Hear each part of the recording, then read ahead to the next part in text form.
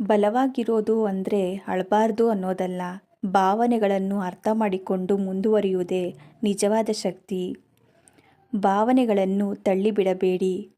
ದುಃಖ, ಕೋಪ, ಭಯ ಇವು ತಪ್ಪಲ್ಲ, ಅವು ಸೂಚನೆಗಳು. ಪ್ರತಿಕ್ರಿಯೆಗಿಂತ ಪ್ರತಿಸ್ಪಂದನೆ.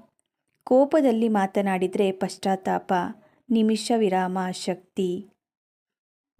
ಎಲ್ಲರೂ ನಿಮ್ಮನ್ನು ಅರ್ಥ ಮಾಡಿಕೊಳ್ಳಲ್ಲ. ಅದಕ್ಕಾಗಿ ನಿನ್ನನ್ನು ಬದಲಾಯಿಸಬೇಡಿ. ನೀನು ನೀನಾಗಿರು. ಗಡಿಗಳು ಭಾವನಾತ್ಮಕ ರಕ್ಷಣೆ. ಎಲ್ಲವನ್ನೂ ಸಹಿಸುವುದು ಬಲ ಅಲ್ಲ, ಮಿತಿ ಇರಲಿ. ನೋವಿನಿಂದ ಪಾಠ ಕಲಿಯಿರಿ. ನೋವು ಮುರಿಯೋದಿಲ್ಲ, ಬೆಳೆಸುತ್ತದೆ.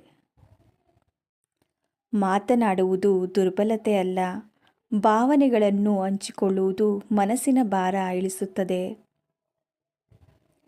ನೀನೇ ನಿನ್ನ ಬೆಂಬಲ. ನಿನ್ನ ಜೊತೆ ನೀನು ನಿಂತರೆ ಯಾವುದೇ ಸಂಕಷ್ಟ ಕಡಿಮೆ. ಕ್ಷಮೆ ಭಾರ ಇಳಿಸುತ್ತದೆ. ಕ್ಷಮೆ ಅಂದರೆ ಮರೆತಲ್ಲ, ಬಿಡುವುದು. ಭಾವನಾತ್ಮಕ ಶಕ್ತಿ ಅಭ್ಯಾಸ ಒಂದು ದಿನದಲ್ಲಿ ಆಗೋದಿಲ್ಲ, ಪ್ರತಿದಿನದ ಆಯ್ಕೆ. ಶಾಂತ ಮನಸ್ಸೇ ದೊಡ್ಡ ಶಕ್ತಿ. ಶಾಂತಿ ಇದ್ದರೆ ನೀನು ಅಜೇಯ.